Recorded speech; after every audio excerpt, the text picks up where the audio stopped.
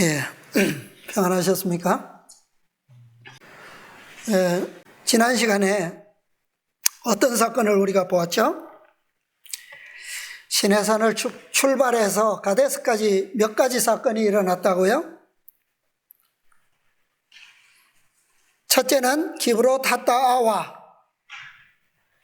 어떤 사건입니까?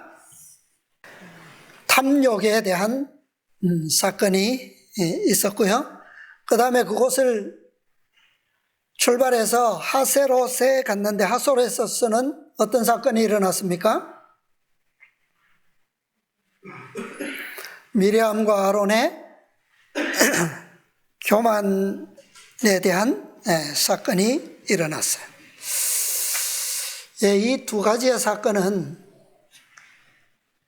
우리에게 참 가나안을 앞두고 있는 백성들에게 아주 중대한 죄의 요소에 대한 시험이에요. 식욕에 대한 시험은 왜 중요합니까? 왜 우리와 깊이 관련되어 있죠? 에덴에서 어떤 시험을 제일 먼저 받았어요? 식욕에 대한 시험이 이르러 왔죠. 그 다음에 두 번째 사건은 교만에 대한 시험은 왜 중요할까요? 지상의 최초의 죄가 무엇으로부터 시작됐습니까? 사단이 루스벨이 가졌던 교만이에요. 그래서 이 두 가지의 죄는 우리 인류의 시작과 함께 창조되고 얼마 되지 않아서부터 가장 우리 지구의 인류와 가장 깊이 가장 오래된 죄의 속성들이에요. 중요하죠? 자, 부조와 선지자의 말씀부터 오늘 먼저 보겠습니다. 부조와 선지자 384, 385. 하나님께서는 모세를 택하시고 당신의 성령을 부어주셨다. 그러나 미리암과 아론이 불평함으로 인하여 하나님께서 임명하신 그들의 지도자에게 뿐 아니라 하나님에게까지 불충한 죄를 범했다. 선동적인 험담자들은 성막으로 부름을 받아 모세와 대면하게 되었다. 여호와께서 구름 기둥 가운데로 강림하사 장막문에 서시고 아론과 미리암을 부르시는지라. 예언의 선물에 대한 그들의 주장은 부인되지 않았다. 하나님께서는 그들에게도 계시와 꿈으로 말씀하실 수 있으셨다. 자, 여기에 이 문장을 보면 70인 장로에게 어떤 선물이 주어졌다고요? 성령의 선물이 주어졌어요. 그래서 그들이 다 예언했죠. 그죠? 이것은 무엇을 의미하느냐 하면 이 상황에서 지금 하나님께서 그 백성들에게 허락하실 수 있으셨던 가능성을 얘기하는 거예요. 이게 뭐냐 하면 요엘서 2장 요엘 선지자가 기록한 28절로 29절의 말씀이 성취될 시기였다는 겁니다. 그 후에 내가 내 신을 만민에게 부어주리니 너희 자녀들이 장래일을 말할 것이며 너희 늙은이는 꿈을 꾸며 너희 젊은이는 이상을 볼 것이며 그때에 내가 또 내 신으로 남종과 여종에게 부어줄 것이며. 이것이 70인 장로뿐만 아니라 누구에게까지도요? 이스라엘 모든 백성들에게 부어줄 수 있었던 때와 장소라는 것을 보여주는 겁니다. 자, 계속 읽어볼게요. 그러나 여호와께서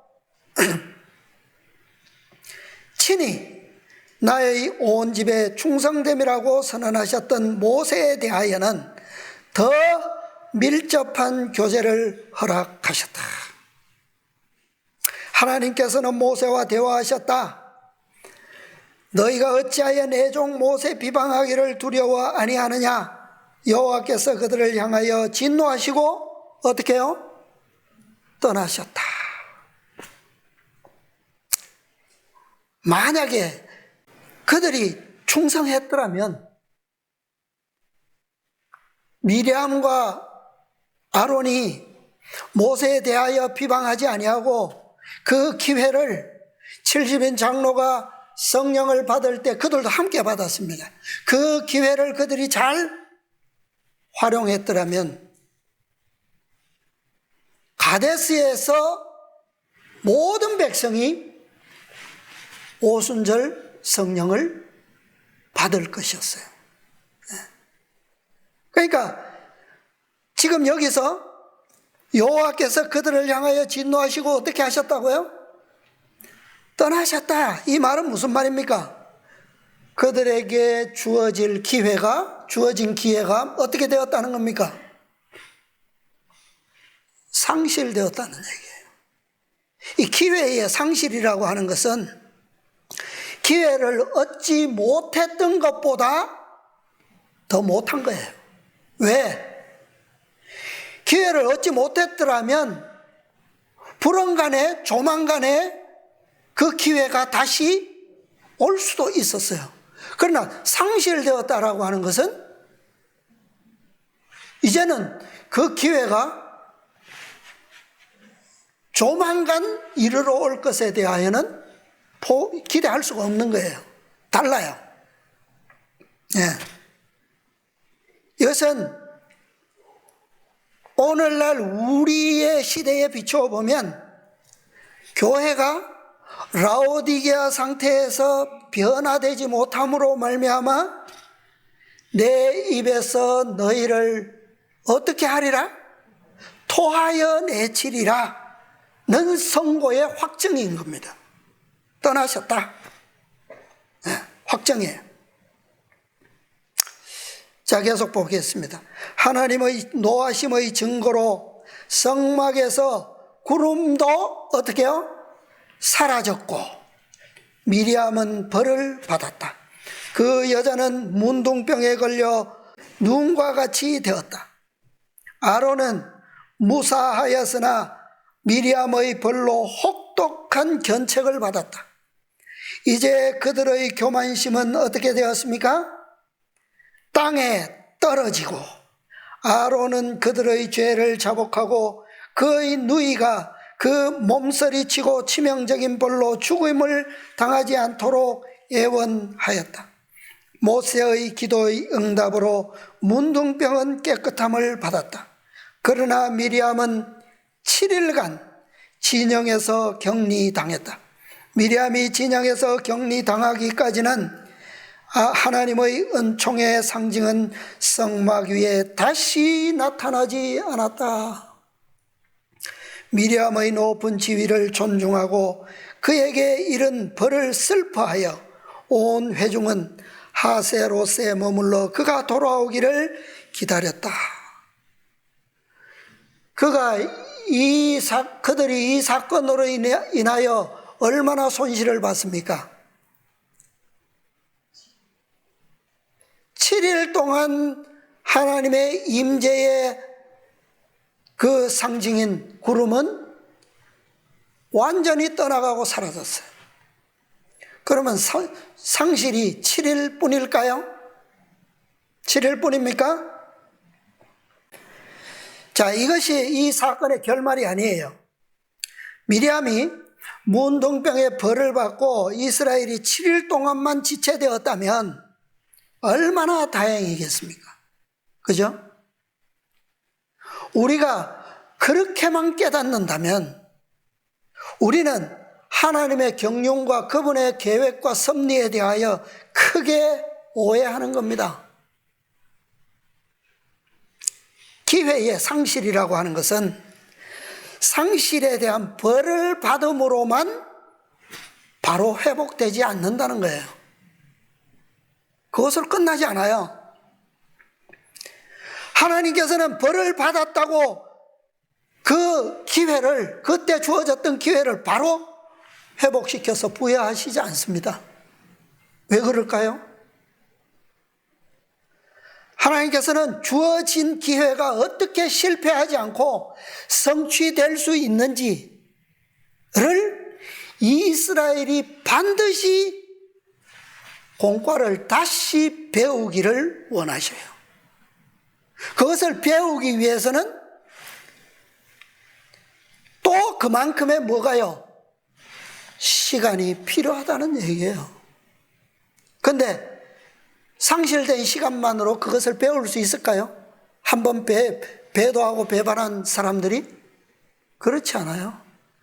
몇 배의 시간과 노력이 요구되는 것입니다. 한번 실패하면. 네. 라오디게아의 교만이 완전히 치료되기 전에는 기회는 결코 다시 주어지지 않는다는 얘기예요. 그래서 오늘날 그토록 지체되는 시간이 우리에게 길게 주어져 있는 이유입니다. 이것은 후기 이스라엘의 예언과 역사를 보면 얼마나 확실한가를 알 수 있어요. 자, 오늘 예레미야서의 말씀을 좀 보겠습니다. 예레미야서 13장. 이 후기 이스라엘의 역사에서, 예언과 역사에서 왜 이 이스라엘 백성들, 특별히 지도자들의 교만이 얼마나 심각하고 하나님께서 이 죄를 어떻게 다루시는지에 대한 역사적인 기록이 여기 또 나옵니다. 13장, 자 1절부터 좀 읽어주실까요? 여호와께서 이같이 내게 이르시되 너는 가서 배띠를 사서 내 허리에 띠고 물에 두지 말라 하시기로. 여기에 나오는 이 배띠는 허리띠인데, 배라고 하는 것은 식물성이죠, 그죠? 세마포입니다. 세마포띠인데, 이 띠는 그 입고 있는 옷의 특성에 맞도록, 그 다음에 그 입고 있는 옷의 품위에 맞는 띠예요. 그죠? 품위를 지키는 한 도구로서의 띠가 바로 허리띠입니다. 자, 근데 그것을 재료가 식물인데 물에 두면 어떻게 돼요? 바로 썩어버리겠죠. 습기를 먹으면, 그죠? 자, 계속 읽어주세요. 내가 여호와의 말씀대로 띠를 사서 내 허리에 띠니라. 여호와의 말씀이 다시 내게 임하니라. 가라사대 너는 사서 네 허리에 띈 띠를 가지고 일어나 유브라데로 가서 거기서 그것을 바위 틈에 감추라 하시기로. 내가 여호와께서 내게 명하신 대로 가서 그것을 유브라데 물가에 감추니라. 여러 날 후에 여호와께서 내게 이르시되 일어나 유브라데로 가서 내가 내게 명하여 거기 감추게 한 띠를 취하라 하시기로. 내가 유브라데로 가서 그 감추었던 곳을 파고 띠를 취하니 띠가 썩어서 쓸데없이 되었더라. 여호와의 말씀이 내게 임하니라. 가라사대 나 여호와가 말하노라. 내가 유다의 교만과 예루살렘의 큰 교만을 이같이 썩게 하리라. 이 악한 백성이 내 말 듣기를 거절하고 그 마음에 강팍한 대로 행하며 다른 신들을 쫓아 그를 섬기며 그에게 절하니 그들이 이 띠에 쓸데없음 같이 되리라. 나 여호와가 말하노라. 띠가 사람의 허리에 속함같이 내가 이스라엘 온 집과 유다 온 집으로 내게 속하게 하여 그들로 내 백성이 되게 하며 내 이름과 칭혜와 영광이 되게 하려 하였으나 그들이 듣지 아니하였느니라. 우선 여기까지 보겠습니다. 자, 이 예언은 여러분 이야기로 이렇게 기록되었으니까 쉽게 이해가 되시죠? 이 예언은 유다의 마지막 개혁자 요시야가 죽고 그 다음에 그의 손자 여호야긴이 왕이 되었을 때, 여호야긴은 100일 동안밖에 치리하지 못했어요. 불과 나이는 8세. 통치할 능력이나 있겠어요, 그죠? 100일 동안 치리하던 때에 선지자 예레미야를 통해 주신 예언이에요. 이 13장 전체의 내용인데, 자, 이 예언이 있은 후에, 자, 이 예언의 핵심은 어디에 있느냐 하면, 자, 9절 무슨 말씀이죠? 내가 유다의 무엇과 교만과 예루살렘의 큰 교만을 이같이 썩게 하리라. 무엇처럼? 이 뱃띠처럼. 이 띠는요, 어떤 사람이 이 옷을 입고 있으면 그 옷에 걸맞는 그 사람의 그 영예를 나타내는 겁니다. 이스라엘은 열국 중에 하나님의 백성으로 택함받은 백성이잖아요. 그래서 그것을 가리키는 거예요, 이 띠가. 그들의 영예를. 그래서 11절에 나오잖아요. 내가 이스라엘 온 집과 유다 온 집으로 내게 속하게 하여 그들로 내 백성이 되게 하며 내 이름과 칭혜와 영광이 되게 하려 하였다. 그런데 그들이 그렇게 되었다는 얘기입니까? 못 되었다는 얘기입니까? 무엇 때문에? 교만 때문에. 그죠? 선민이라고 하는 그 교만심 때문에 온갖 하나님께서 하지 말라고 하신 온갖 죄악들을 우상숭배를 했어요. 그죠? 그럼에도 불구하고 그들의 입으로는 뭐라고요? 우리는 그 크신 하나님의 뭐라고요? 성민이라. 교만이에요, 교만. 이 예언이 있은 후에 여호야긴이 바벨론으로 잡혀갑니다. 잡혀가서 옥살이를 했어요.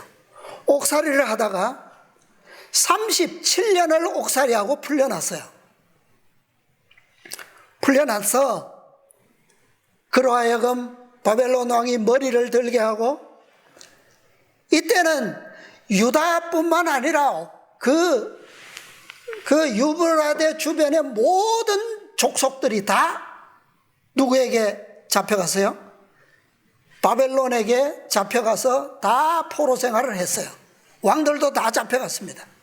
근데 이 여호야긴을 37년 만에 옥에서 풀어내서 그로 하여금 머리를 들게 하고, 그 다음에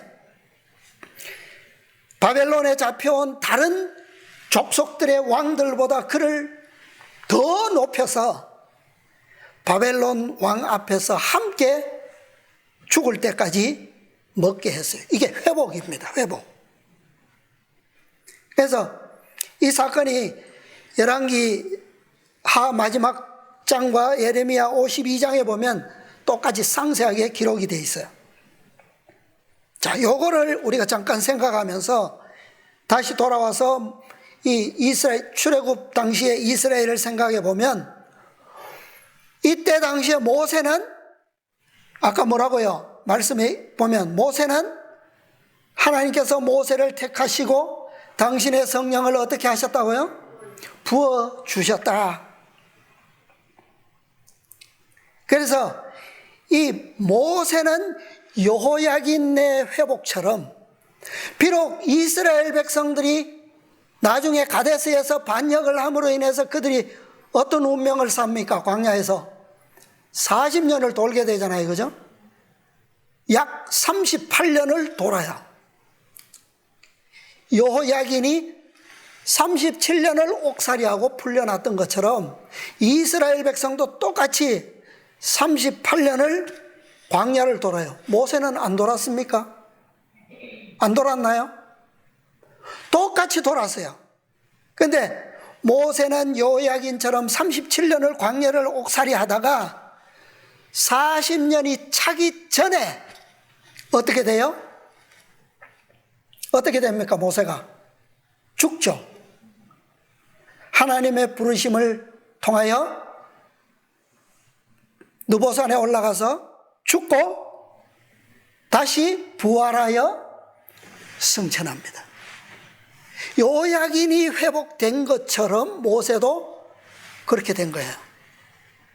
억울한 옥살이를 한 거죠. 여호야긴처럼 8살짜리 왕이 뭔 통치를 합니까? 그죠?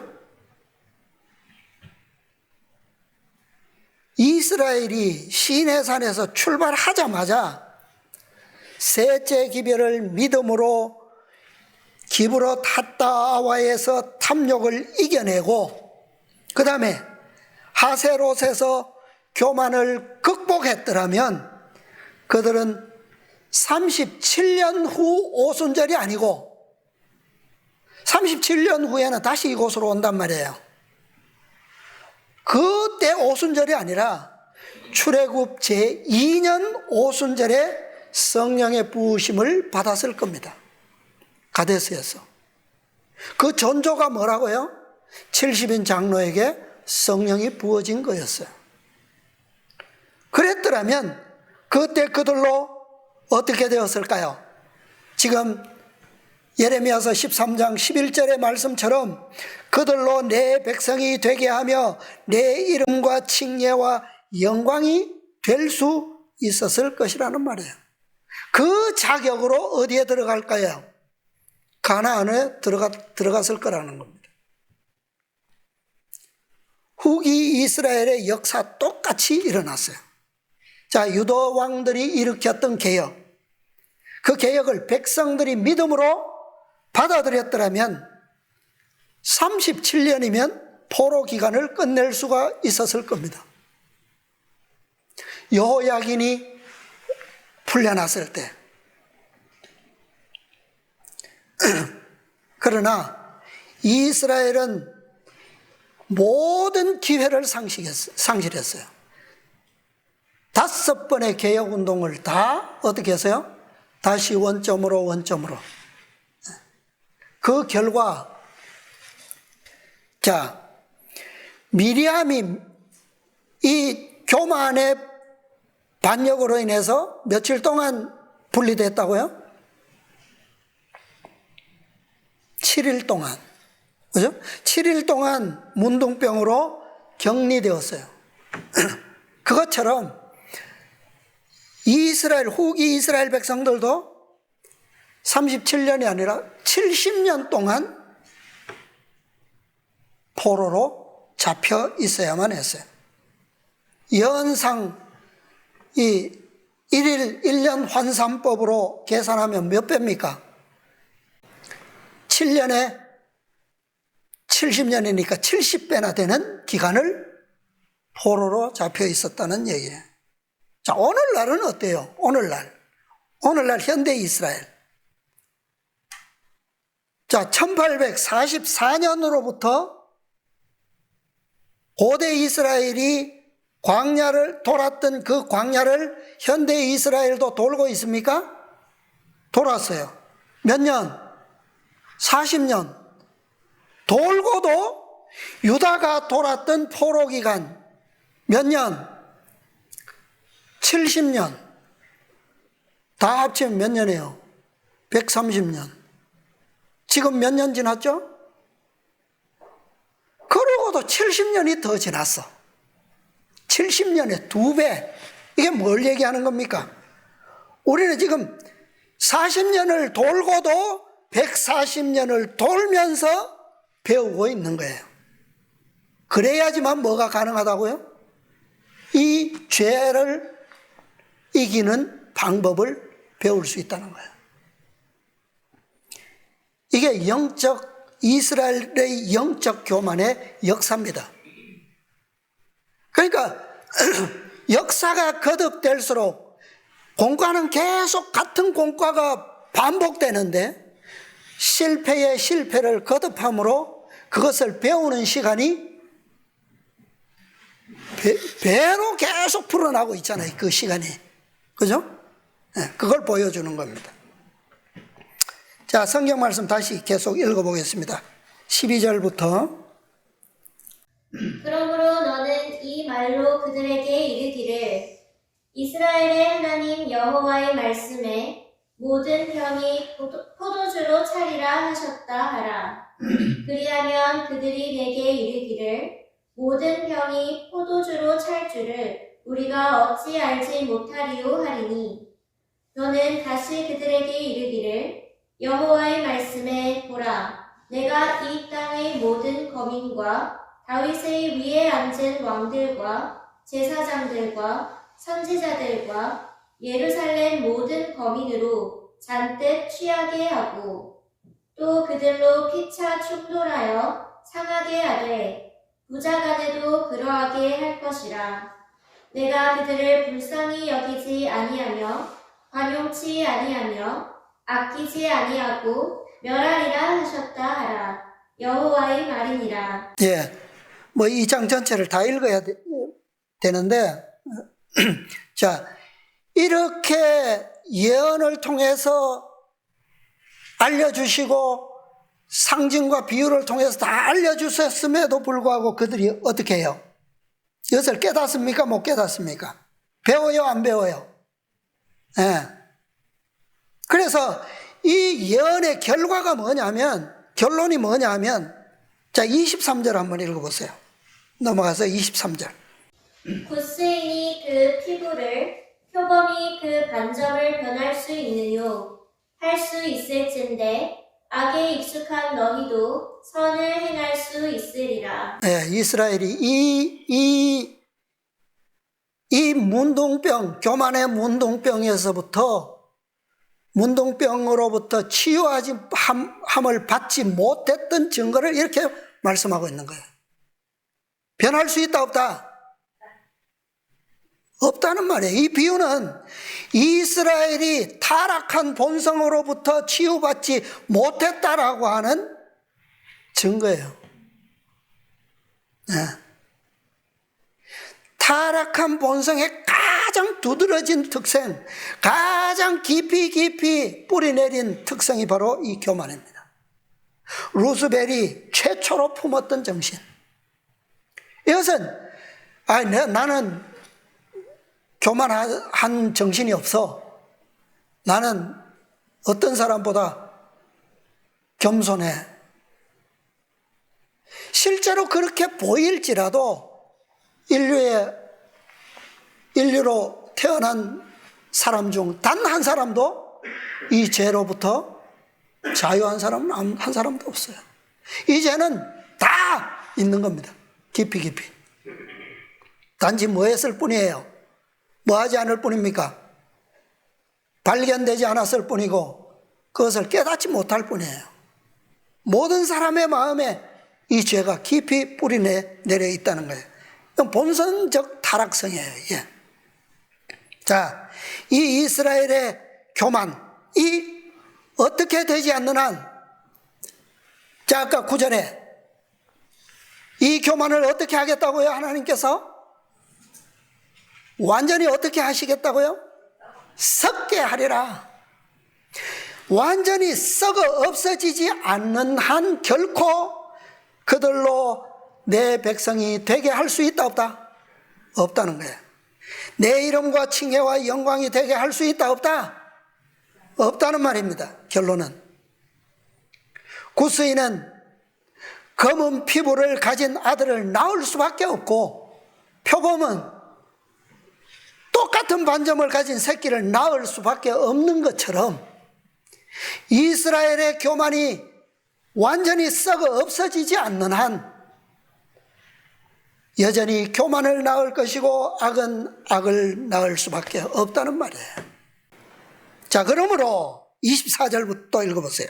그러므로 내가 그들을 사막 바람에 불려가는 초계같이 흩으리로다. 여호와께서 가라사대 이는 내 응득이요 내가 헤아려 정하여 내게 준 분기시니 네가 나를 잊어버리고 거짓을 신뢰하는 연고라. 그러므로 내가 내 치마를 내 얼굴에까지 들춰서 내 수치를 드러내리라. 내가 너의 간음과 사특한 소리와 들의 작은 산 위에서 행한 내 음행의 비루하고 가증한 것을 보았노라. 화 있을진저 예루살렘이여 내가 얼마나 오랜 후에야 정결하게 되겠느뇨. 예. 화 있을진저 예루살렘이여, 네가 얼마나 오랜 후에야 이 죄로부터 정결하게 되겠느냐. 하나님께서 그러므로 네 치마를 들쳐서 어떻게 하겠다고요? 내 수치를 얼굴에까지 들쳐서 수치를 드러내리라. 단 하나의 흠도 점도 남김없이 그 수치를 모두 다 어떻게 해요? 드러내서, 이 상태가 어떤 상태예요? 옷을 얼굴까지 싹 다 들쳐서 다 드러난 상태가 어떤 상태입니까? 에덴에서 아담이 선악과를 받아먹고 수치가 드러났을 때, 그때와 똑같은 상태 아니에요, 그죠? 예.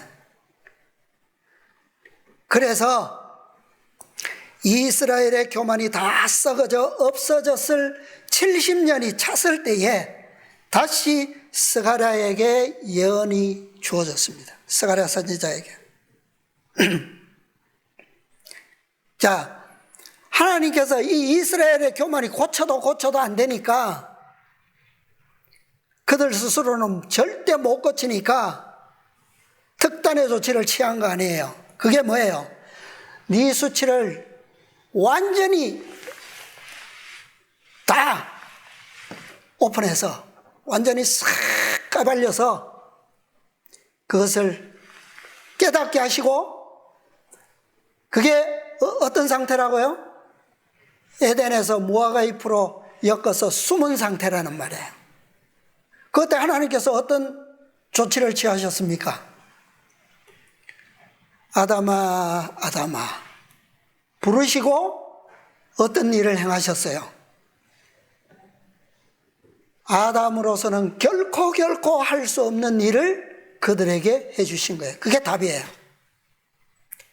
스가랴 선지자에게 이제 이 도저히 그들로서는 고쳐지지 않는, 치유함을 받을 수 없었던 그 특단의 조치가 스가랴서 3장에 나옵니다.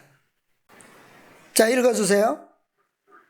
대제사장 여호수아는 여호와의 사자 앞에 섰고 사단은 그의 우편에 서서 그를 대적하는 것을 여호와께서 내게 보이시니라. 여호와께서 사단에게 이르시되 사단아, 여호와가 너를 책망하노라. 예루살렘을 택한 여호와가 너를 책망하노라.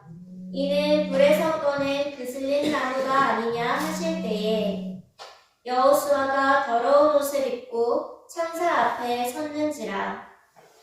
여호와께서 자기 앞에 선 자들에게 명하사 그 더러운 옷을 벗기라 하시고, 또 여호수아에게 이르시되 내가 네 죄과를 제하여 버렸으니 내게 아름다운 옷을 입히리라 하시기로, 내가 말하되 정한 관을 그 머리에 씌우소서 하매 곧 정한 관을 그 머리에 씌우며 옷을 입히고 여호와의 사자는 곁에 섰더라. 예, 거기까지 보겠습니다. 자, 이 장면 우리가 잘 알죠? 어떤 장면이라고요, 이 장면이? 자, 여호수아가 입고 있는 어떤 옷을 입고 있어요, 지금? 자, 더러운 옷을 입고 있는데 그 옷이 어떻게 됐습니까? 벗겨졌어요. 어떻게 벗겨졌습니까? 어떻게 벗겨졌어요? 스스로 벗었나요? 여호와께서 자기 앞에 선 자들에게 명하사 어떻게 하라고요? 그 더러운 옷을 벗기라. 네. 그리고 그에게 어떤 옷이 입혀졌습니까? 네, 아름다운 옷이 입혀졌어요. 자, 이 아름다운 옷이라고 하는 것은 어떤 옷이냐 하면 여인들이 입는 예복을 뜻했어요. 예복. 그 다음에 제사장들이 입는 관복을 이 아름다운 옷으로 원어가 같습니다. 관복, 제사장복이죠. 자, 과거에 우리가 여러 번 연구했는데 이것을 다른 말로 하면 케토네트라고 합니다. 케토네트 파신, 히브리어로. 이 옷이 여호수아에게 입혀졌어요. 어떻게 그 옷이 입혀질 수 있었다고요? 어떻게? 더러운 옷을 뭐 했기 때문에? 벗었기 때문에 입혀질 수 있는 거예요. 그죠? 더러운 옷이 벗겨지면 더 이상 더럽지 않기 때문에 깨끗하고 아름다운 거룩한 예복을 입혀질 수가 있는 겁니다. 그런데 이 아름다운 옷에는 반드시 무엇을 둘러야 할까요? 케토네트, 이 예복에는 무엇이 둘러져야 정상일까요? 성경에는 나오지 않습니다. 띠가 둘러져야 돼요. 띠, 허리띠. 이 옷이 어떤 옷이냐 하면 야곱이 요셉을 위해 지어 입힌 옷입니다. 그게 아름다운 옷이에요. 그게 케토네트 파심입니다. 길게 내려오고 온몸을 아름답게 가리워준 옷이에요. 그 다음에 또 하나의 성경에 이 옷을 입었던 기록이 있는데 다윗의 고명딸 다말이 입었던 옷이에요. 그게 아름다운 옷입니다. 그 다음에 또 한 기록이 있는데 이 옷은 하나님께서 아담과 하와에게 입혀주셨던 케토네트입니다. 재료는 달라요. 요셉과 다말이 입었던 옷은 세마포로 지은 채색 옷이에요. 그런데 하나님께서 아담과 하와에게 입혀주신 케토네트는 무엇으로 만들어졌습니까? 양의 가죽으로 만들어졌어요. 그것만 다를 뿐 똑같은 옷이에요. 길게 온몸을 가리워주는 아름다운 옷입니다. 자, 이 사람이 입는 옷에는 세 가지의 옷이 있어요. 성경에 보면. 첫째는 고이입니다. 고이. 고이는 어떤 옷이에요? 속옷인데 피부에 직접적으로 닿는 가장 이 안에 입는 옷이지 고이예요. 고이.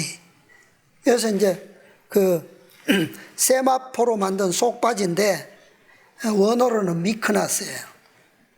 자, 이것은 성경적으로 보면 어떤 의미가 있느냐 하면 내적 품성으로 볼 때 내적 단장의 의미로 제사장들이 입었어요.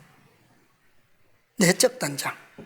그 다음에 입는 고이 다음으로 입는 옷이 뭐냐면 속옷이라고 불리는 옷입니다. 속옷.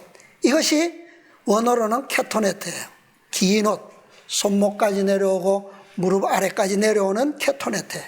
이것도 역시 세마포로 만든 긴 옷인데 이것은 외모 전체를 사람이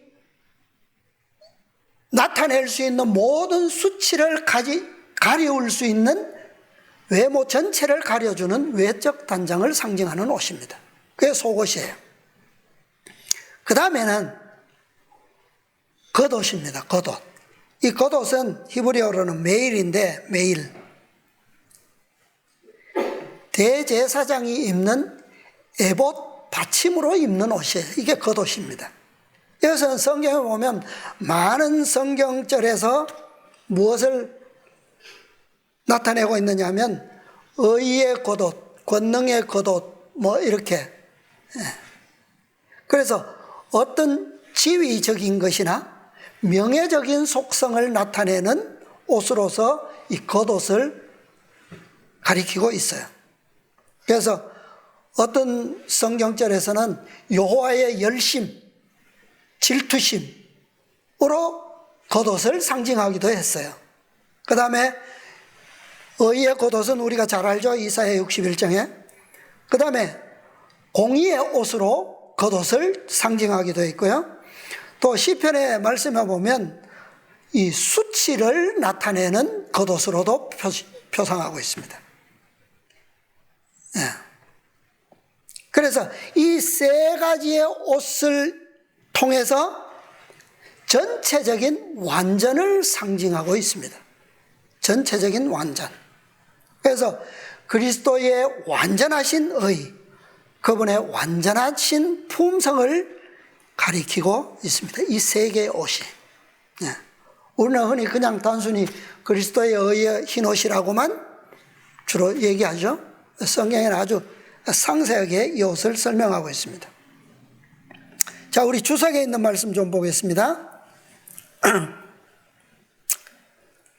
스가랴서 3장 4절 5절의 주석.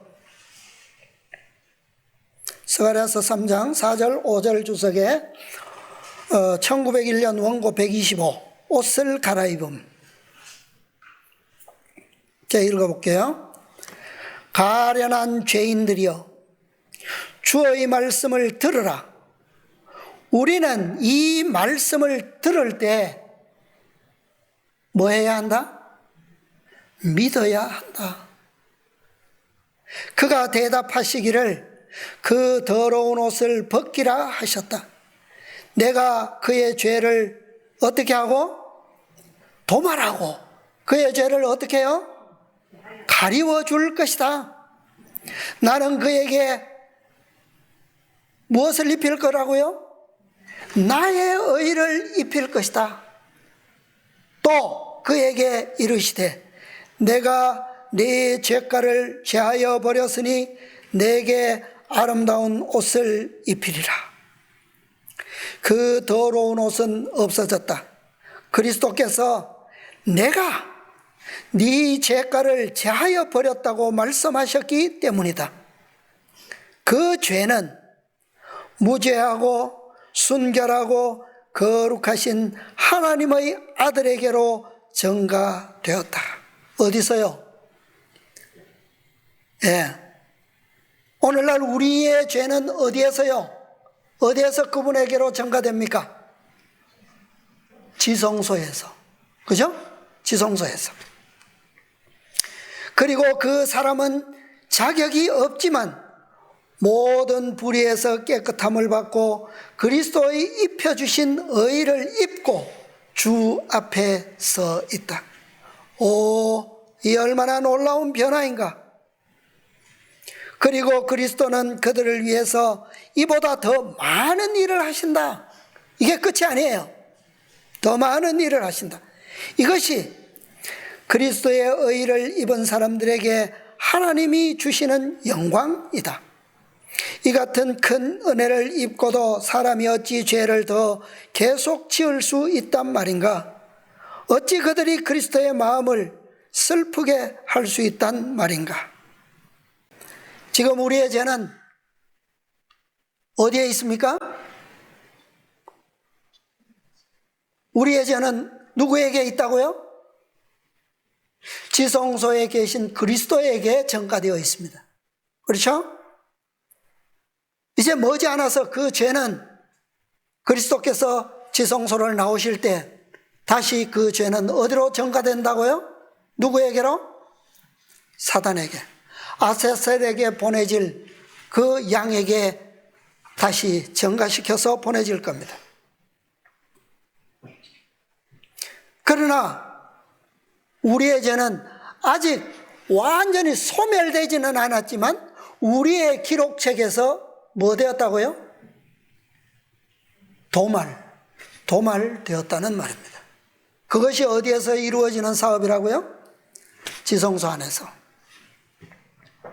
그래서 오늘 교과에서 우리가 언급하지 않고 넘어왔는데 그리스도께서 계시는 위치와 장소와 사업, 그것은 곧 우리들이 있어야 할 장소, 우리가 그 자리를 채워야 할 것을 가리키고 있다 그랬어요. 그러니까 원래 우리가 완전히 회복되면 이 스가랴 3장의 사업이 우리에게서 완전히 성취되면 우리가 있어야 할 자리가 어디라는 거예요? 우리가 채워야 할 자리가 지성소의 자리라는 겁니다. 그죠? 하나님 앞에서 섬기게 될 봉사자들. 네. 자, 또 주석 하나 봅니다. 골로새서 2장 10절 주석입니다. 아까 말씀드렸던 성경에서 언급되어 있는 세 가지의 옷, 이 옷을 통해서 완전케 되는 거예요. 완전. 자, 2장 10절 주석에 보면 그리스도의 어떤 옷이라고요? 완전한 옷. 보겠습니다. 그분의 희생을 통하여 인간은 그 앞에 있는 높은 이상에 도달할 수 있게 되었고, 마침내 너희도 그 안에서 뭐하니라? 완전하니라는 말씀을 듣게 되었다. 그 완전은 우리 자신의 의를 가지고 되는 것이 아니다. 우리를 위해서 그분이 역사하시는 의 때문에 되는 것이다. 우리의 불완전은 더 이상 보이지 않는다. 이는 우리가 그리스도의 무엇을? 완전을 어떻게 했기 때문이라고요? 그리스도의 아름다운 의의 옷을, 완전의 옷을 입었기 때문이다. 네. 그분의 희생을 통하여 우리가 높은 이상에 도달할 수 있게 되었다라고 하는 것은 그분의 희생으로 말미암아 우리에게 무엇이요?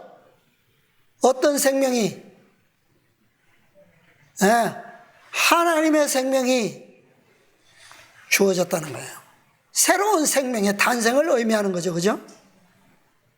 이것으로 끝난 것이 아니다.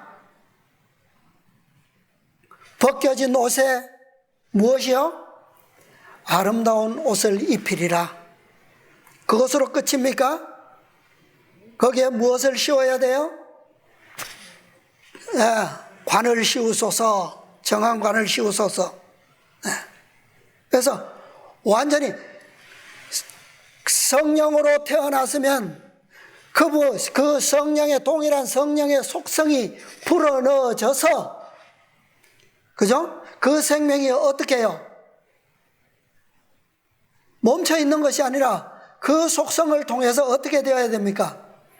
장성한 사람으로 자라나야 돼요. 그죠? 그래서 마침내 자라나서 무엇을 띠게 될 때, 장성한 사람으로서 왕으로서의 관을 쓰고 그 다음에 띠를 갖추어 뛸 때 비로소 뭐가 되는 거예요? 완전의 장성한 분량에 이르게 되는 겁니다. 자, 또 하나의 주석 봅니다. 스가랴 3장 4절 주석입니다. 3장 4절 주석. 자기 찬양은 무엇의 결과이다? 무지의 결과이다. 이 교만도 알아야지만 내가 교만하구나를 깨닫는 거예요. 그죠? 무엇이 교만인지 교만의 속성을 율법을 통해서 말씀으로 알지 못하고 배우지 못하면 교만이 뭔지 모르잖아요. 자, 읽어봅니다. 모든 교만과 자기 찬양은 하나님과 그의 보내신 자 예수 그리스도를 알지 못한 결과이다. 우리가 그리스도의 인격의 비할 데 없는 매력을 바라볼 때에 참으로 순식간에 자존심은 어떻게 해요? 사라지고 교만은 먼지 가운데 낮추어진다. 아까 예레미야가 저 유브라데 강에 가서 그 습지에다가 감추어 두었던 띠가 어떻게 돼버렸어요? 완전히 썩어가지고 먼지처럼 돼버렸어요. 쓸모없는 띠가 되었던 것처럼. 그렇게 되어야지만 어떻게 해요? 어떻게 그렇게 될 수 있다고요? 그리스도의 인격에 비할 데 없는 매력을 뭐 할 때에? 바라볼 때에. 그 바라본다고 하는 의미 속에는 무엇이 있습니까? 오늘날 우리에게 주어진 진리의 이 많은 말씀들 속에 그 빛이 들어있는 거예요. 그죠? 네. 그의 품성의 거룩함은 신령과 진정으로 그를 섬기는 모든 사람에게서 뭐 된다? 반사된다. 이것이 바로 계시록 18장 1절에 나오는 영광입니다. 온 땅이 그의 영광으로 어떻게 되더라? 환하여지더라. 자, 이것은 교회정은 1권에 있는 말씀입니다. 예, 조금만 더 보고 마치겠습니다. 교회정은 1권 466쪽. 자, 이것이 오늘날 현대 이스라엘 백성들에게 주어진 증언이고 증거예요. 교만의 증거. 1865년 제7일 안식일 예수 재림 교회에 교회가 조직되고 2년 후입니다. 65년 12월 25일 뉴욕주 로체스터에서 받은 이상에서 나는 가장 엄숙한 사업이 우리 앞에 있는 것을 보았다. 그 사업이 어떤 사업이었을까요? 고대 이스라엘의 역사에 보면 이제 가나안을 눈앞에 두고 그 땅을 정복하기 위하여 무엇을 받아야 할 때라고요? 성령의 부어짐을 받아야 할 때입니다. 예. 그러나 그 사업의 중요함과 위대함은 깨닫지 못하고 있었다. 어느 곳에서나 두드러진 무관심을 볼 때 나는 목사들과 백성들을 걱정하였다. 현대 진리의 사업이 마비된 것처럼 보였고 하나님의 사업도 정지 상태에 있는 것처럼 보였다. 목사들과 백성들은 그들이 사는 시대를 위하여 준비되어 있지 않고 현대 진리를 믿노라고 공언하는 거의 모든 사람들은 이 시대를 위한 준비의 사업을 이해할 준비를 갖추지 못한 실정이다. 지금 무엇이요? 교회가 지금 하나님의 허락과 모든 이 새 천사의 기별의 준비 아래서 조직되었다라고 하는 것은 그들에게 지금 무엇만 부어지면 늦은 오순절 성령만 지금 충만하게 백성들에게 부어지기만 하면 사업은 어떻게 될 건데요? 마치게 될 건데. 지금 이스라엘 백성들 70인 장로의 그 존조가 주어졌어요. 그죠? 그런데 목사들과 백성들은 이 시대를 위하여 뭐 되지 못하다고요? 준비되지도 못했고 그 사업을 뭐 하지도 못하고 이해할 준비도 갖추지 못하고 있어요. 시대의 징조를 깨달아야 될 거 아닙니까? 그죠?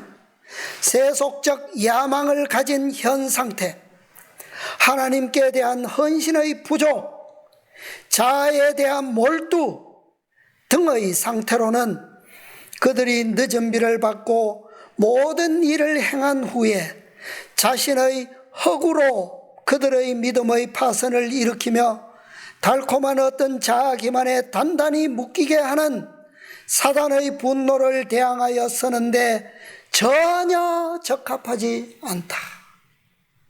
때는 바야흐로 어떤 때인데요? 성령이 부어져서 사업이 맞춰져야 할 때인데 이 성령이 부어지면 누가 분노한다고요? 누가 분노한다고요? 사단이 분노를 일으킨다고요. 그런데 그 분노에 대항하기 위해서는 반드시 늦은 비에 충만함이 필요한데, 그죠? 백성들은 어떤 상태에 있다고요? 전혀 그것을 대항하여 서는데 적합하지 않다. 그들은 모두 그릇됨에도 불구하고 옳다고 생각한다. 이것이 1865년 말에 12월 25일에 받은 이상의 내용입니다. 경건을 공언하고 죽음을 보지 않고 하늘로 승천하기를 기대하는 남녀들이여, 나는 그대들이 이득을 위한 탐욕을 적게 품고 자아를 돌보는 일을 적게 하도록 경고하는 바이다. 미리암과 아론처럼 이기심 없는 고상한 자선 행동을 통하여 그대들의 거룩한 남성의 자격과 고상한 여성의 자격을 회복하라. 이전의 탐욕적 정신을 진정으로 멸시하고 심령의 진정한 고개를 되찾으라. 하나님께서 내게 보여주신 바에 의하면 그대들이 열심을 내어 회개하지 않으면 그리스도께서는 그대들을 입에서 토해 버리실 것이다. 안식일을 지키는 재림 교인들이 그리스도를 따르노라고 공언하지만 그들 중 많은 사람들의 행동은 그들의 공언이 거짓임을 드러낸다. 그의 열매로 그들을 알지니 나더러 주여 주여 하는 자마다 천국에 다 들어갈 것이 아니요 다만 하늘에 계신 내 아버지의 뜻대로 행하는 자라야 들어가리라. 그가 누굽니까? 내 아버지의 뜻대로 행하는 자라야 들어가리라. 천국에 누가 들어갔어요? 이때 모세만 들어갔어요. 모세만. 자, 주석 한 말씀만 더 볼게요. 스가랴서 3장 1절 주석입니다. 스가랴 3장 1절 주석. 오늘날의 같은 일. 여호수아는 그 크신 천사께 간구하고 있는 것으로 나타나 있다. 우리도 그와 꼭 같은 일을 하고 있는가? 산 믿음으로 우리의 간구를 하나님께 올리고 있는가? 우리들은 예수께 우리의 마음 문을 열어놓고 있는가? 계시록 3장 20절. 내가 문 밖에 서서 두드리노니 그가 문을 열면 내가 그에게로 들어가 그와 더불어 먹고 그는 나로 더불어 먹으리라. 열어놓고 있는가? 그리스도의 의 가운데 바로 서기 위해서 우리들은 매일 보다 더 밝은 빛과 더 큰 힘을 얻고 있는가? 하늘에서 내릴 늦은 비 성령을 받을 준비로서 우리들은 마음속에서 모든 이기심을 제하고 또 깨끗게 하고 있는가? 지금은 어떤 때라고요? 우리가 죄를 자복하고 버려야 할 때이다. 그렇게 함으로 미리 그 죄가 무엇을 받고요? 심판을 받고 도말함을 입게 해야 한다. 죄의 도말은 곧 사람의 본성적 타락성으로부터 치유되었음을 증명하는 보증입니다. 표입니다. 그게 도말이에요. 그리스도의 희생으로 말미암아 그분의 거룩한 속성이 우리로 하여금 완전히 다스려지는 그런 상태를 증명한 게 바로 도말이에요. 이것은 그리스도께서 우리의 죄를 대신해서 십자가에서 심판받으셨고 그리고 그분의 생명과 속성을 우리에게 주심으로 이루어진 거예요. 우리가 믿음으로 그것을 받음으로 이루어지는 거예요. 우리는 그리스도께서 지성소에서 봉사하고 계시는 동안에 지금 이제 이 짧은 남은 시간에 믿음으로 이 심판을 미리 받을 수가 있습니다. 우리도 이 심판을 미리 받아야 돼요. 지성소의 중보사업이 끝나기 전에 이것이 이루어져야 됩니다. 그렇지 않으면 어떻게 돼요? 그 뱃띠가 석음같이 우리의 속에 있는 교만심과 함께 소멸될 겁니다. 그죠? 네. 우리가 이렇게 될 때 우리의 마음속에 있는 교만이 완전히 그리스도의 희생으로 말미암아 심판을 받게 될 때 비로소 우리는 무엇을 받을 준비가 된다고요?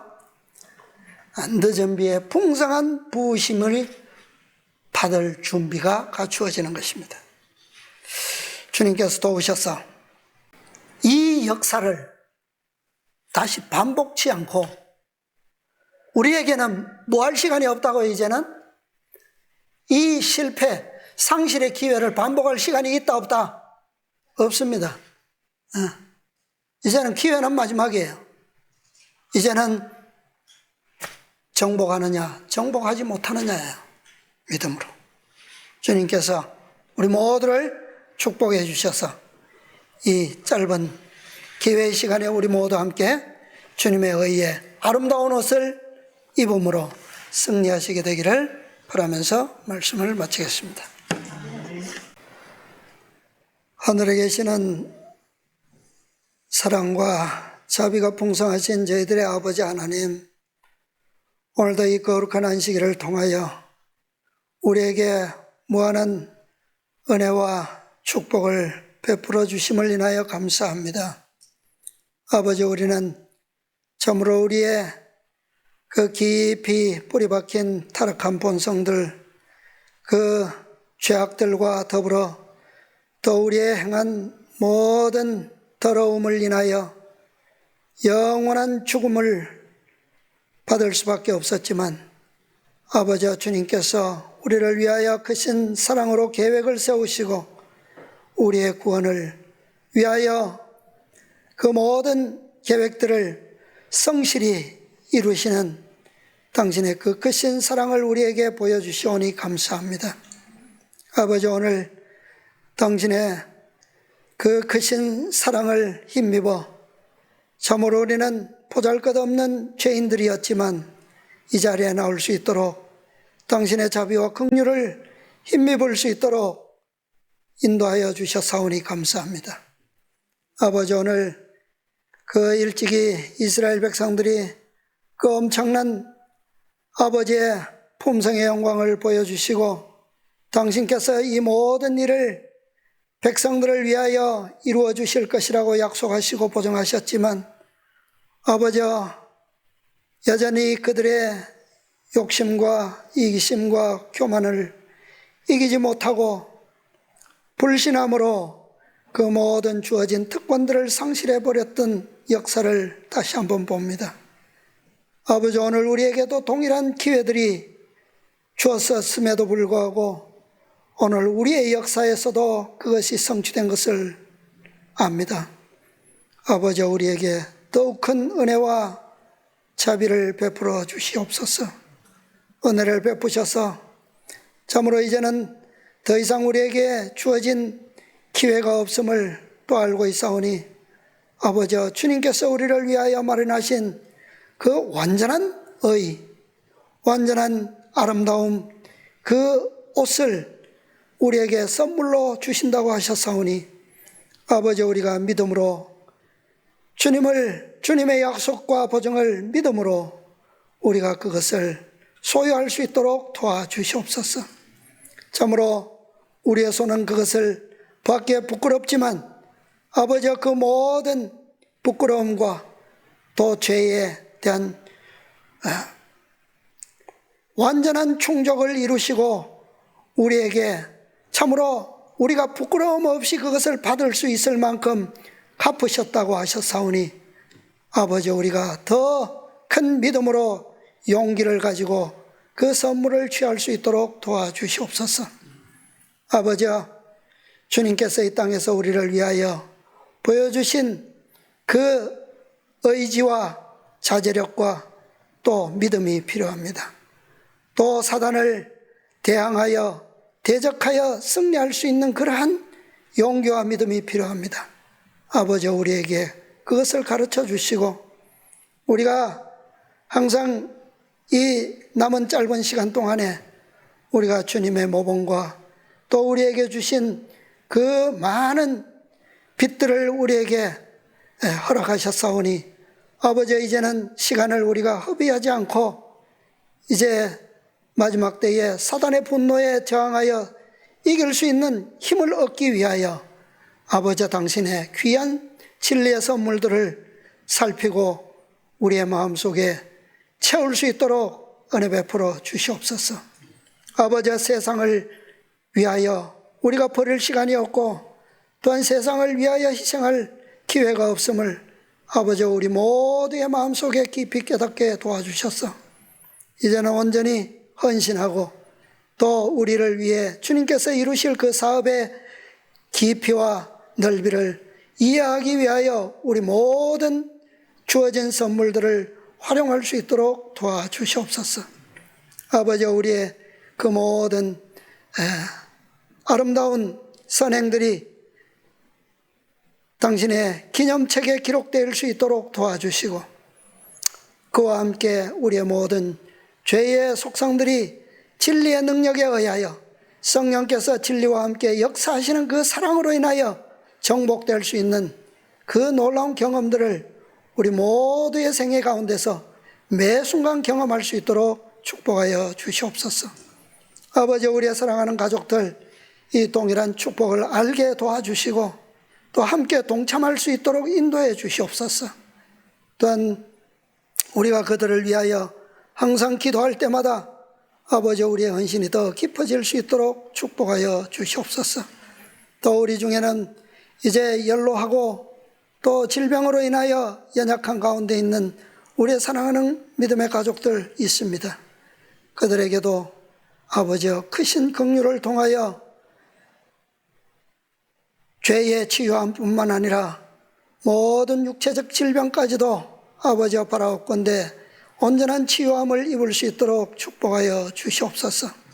우리 모두가 함께 합심하고 또 연합할 때에 아버지께서 우리를 위하여 크신 능력으로 오셔서 베푸시겠다고 하셨사오니 그 모든 성취를 위하여 우리가 하나가 될 수 있도록 도와주시옵소서. 아버지여, 새로운 한 주간 또 우리가 주님의 말씀 안에서 승리할 수 있도록 인도하시고 도와주시옵소서. 남은 시간도 우리가 주님의 평안하심에 우리가 항상 누릴 수 있도록 인도하여 주시옵소서. 모든 말씀 감사드리오며 우리 구주 예수님의 이름으로 기도드리옵나이다. 아멘.